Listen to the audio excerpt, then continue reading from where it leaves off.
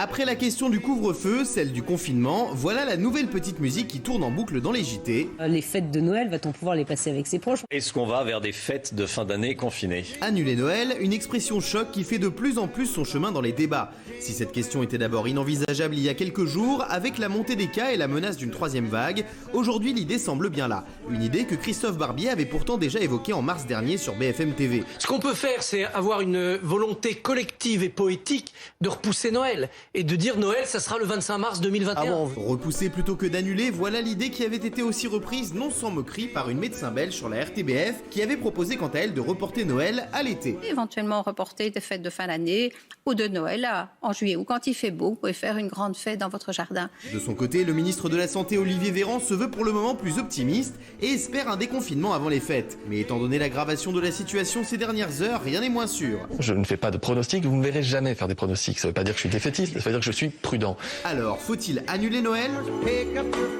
Moi déjà j'ai une grande question à poser aux téléspectateurs. Cette histoire de dire on va faire Noël en mars, pour moi c'est ridicule. Non, mais alors j'aime bien Christophe Barbier sur BFM, il a dit faudrait faire une grande fête, voilà, par exemple en mars, refixer Noël. Non mais oui. Ah mais pour moi c'est le truc le plus grave du monde. Mais déjà c'est improbable de dire qu'on va faire ça en mars.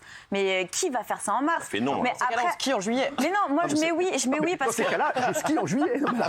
Mais c'est clair. Non mais tu me dis mais non, mais en fait non, moi je mets oui parce que c'est pas. Bon, je sais que c'est important, c'est très important, mais je pense pas que ce soit un Noël qui va tous nous. Je pense que c'est plus important de respecter les règles et de faire en sorte qu'il y ait moins de malheur possible. Plutôt, je sais que ça va faire beaucoup de malheur, mais c'est bien trop grave comme situation, je trouve. Gilles Verdez. Il faut pour moi annuler Noël. Ça peut pas être un Noël de réunion familiale. Noël. Oui. Ça peut pas être en aucun cas un Noël de réunion familiale avec plusieurs générations. Sinon, c'est une troisième vague assurée. C'est là-dessus que planche le gouvernement.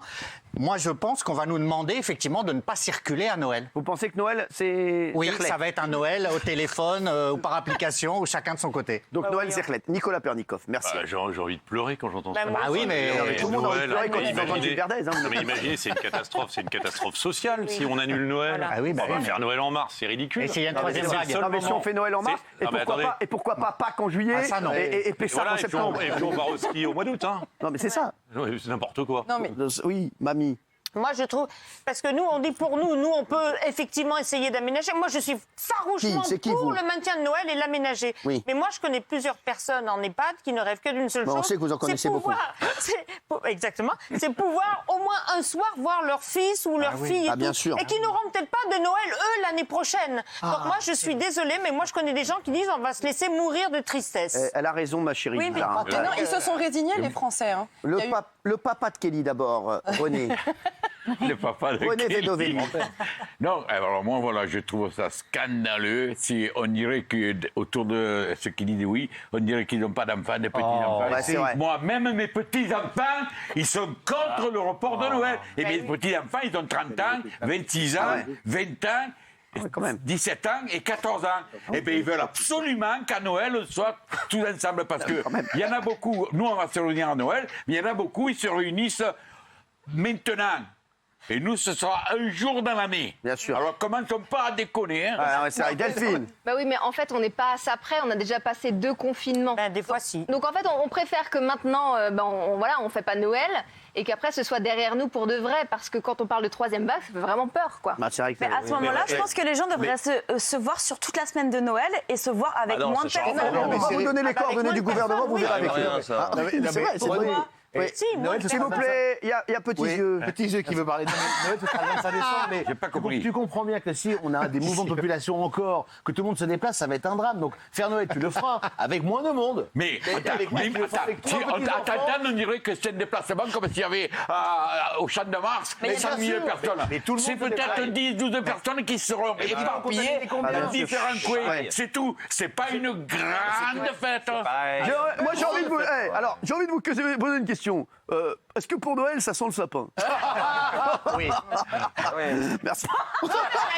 Mais on a les bouts. Mais René, il la ramasse. Les clusters, c'est pas forcément dans les grands rassemblements. Les clusters. C'est dans le les cercle foyers, familial. on dit les clusters. Pas anglais, Il veut se le mettre à la mode, lui, là, les clusters. On dit des foyers. Ah, bah, c'est le professeur Raoult.